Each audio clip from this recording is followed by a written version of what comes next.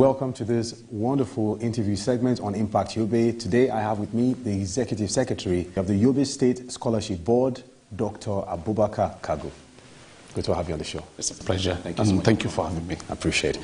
Now, Doctor, quickly, I want you to tell us more about the recent scholarship programs put in place by government to accommodate the Yobe indigenes. When you say recent, I think I'd rather talk about what the scholarship system is in Yobe since the coming of His Excellency Honorable Buni. Right.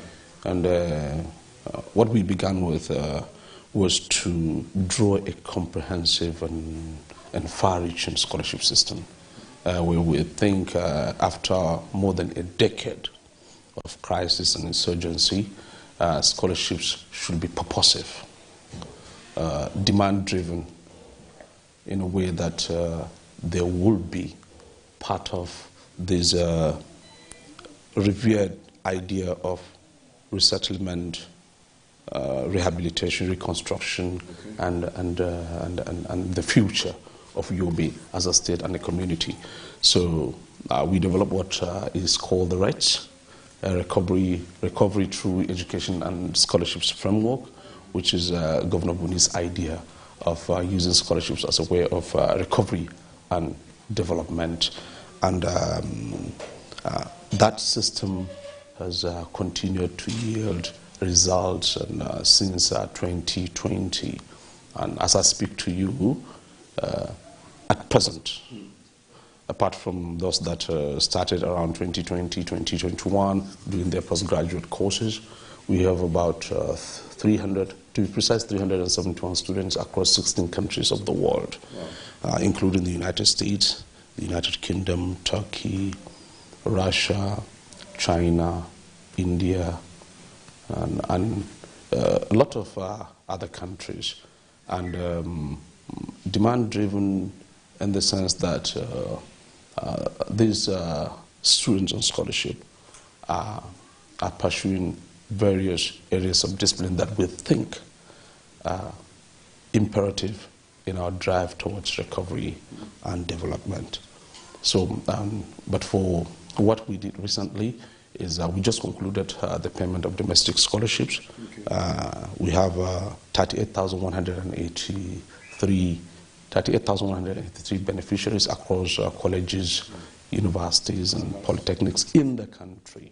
And yeah, the system of scholarship in Yobe is, of course, we have those in foreign lands and those at home. And those at home are given bursaries, and those in foreign land are being paid their tuition, their accommodation, and other expenses as they continue to pursue their studies abroad. So I think Yobe arguably has the most robust and comprehensive scholarship system in the whole of this sub-region and probably in the country. In the sense that, like I said, almost every Yobe indigene that is studying in either a university, a polytechnic, or a college in Nigeria benefits from scholarships. And then we have one of the largest number of students studying outside the country.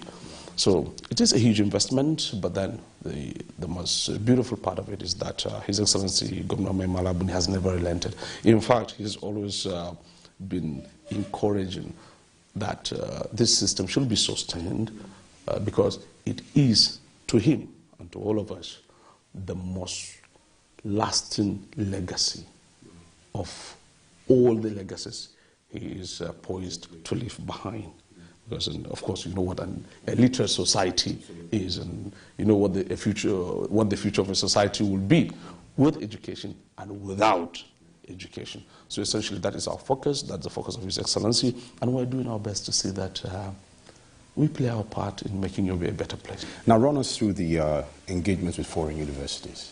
Yes, like I said, we presently have 371 students across 16 countries, and we get feedbacks from the universities, we get feedback from the students.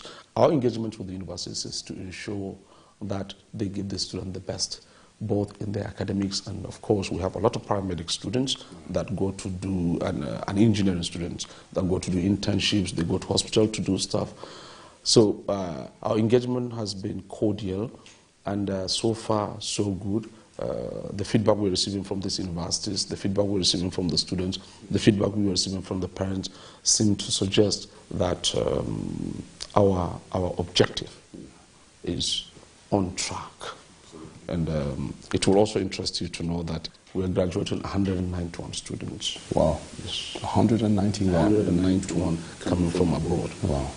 The better equation, of course, are coming from India. We have some that are coming from Egypt. Some, the ones that are graduating from Egypt, most of them are coming as medical doctors. The ones that are graduating from India, we have those that are doing optometry, medical laboratory technology, civil engineering, petroleum engineering, pharmacists, optometrists.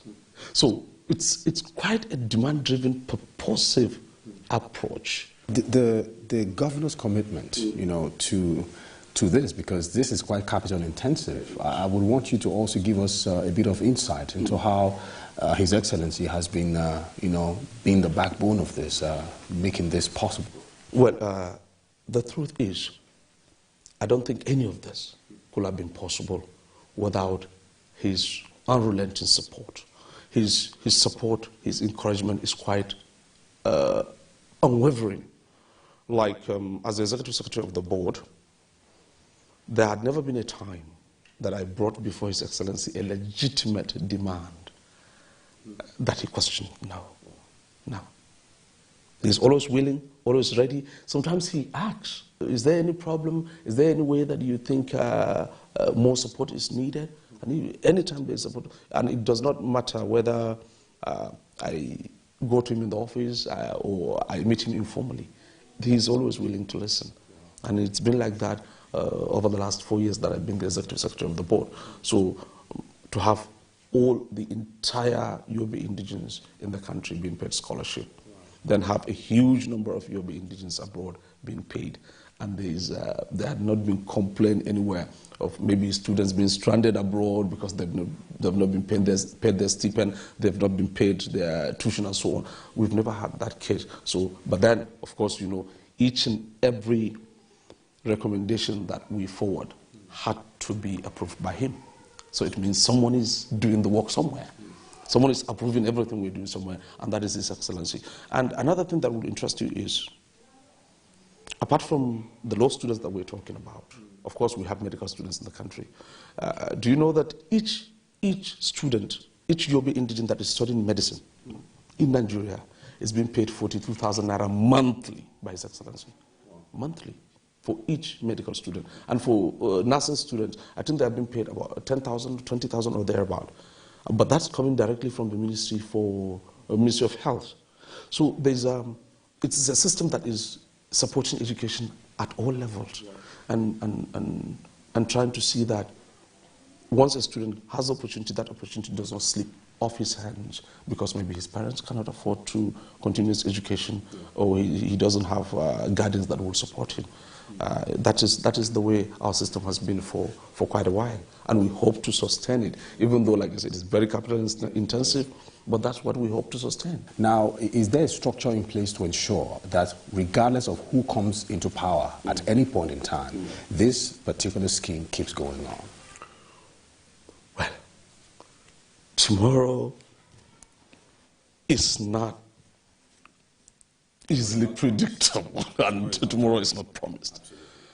But then I believe, and I have a strong conviction, that whoever is going to come tomorrow should be able to look back at what was achieved through this system and what he intends to achieve by the programs he's going to put in place. But then, wisdom should tell anyone that will come tomorrow that there is no legacy that's better than the legacy of education. If you have a literate society, then you have a society that is bound to be prosperous. If you want to destroy a society, then do not pay attention to education. It's as simple as that. Thank you so much. So thank you very much. It's a pleasure. Thank you. Well, of course, education is a lasting legacy, and of course, according to Dr. Abubakar Kagu, if you want to destroy everything, then do not pay attention to education. This has been quite remarkable, and I must say this is quite masterclass from the governor himself, the commitment to ensuring that the indigenes of Yobe State gain from this beautiful scheme, and of course, across board for those who are engaging in different disciplines to ensure that Yobe State gets to the next level. And that's all we have for you on today's episode on Impact Yobe. Join us next week for a fresh edition of the program. I am Mark Otabo. Goodbye for now.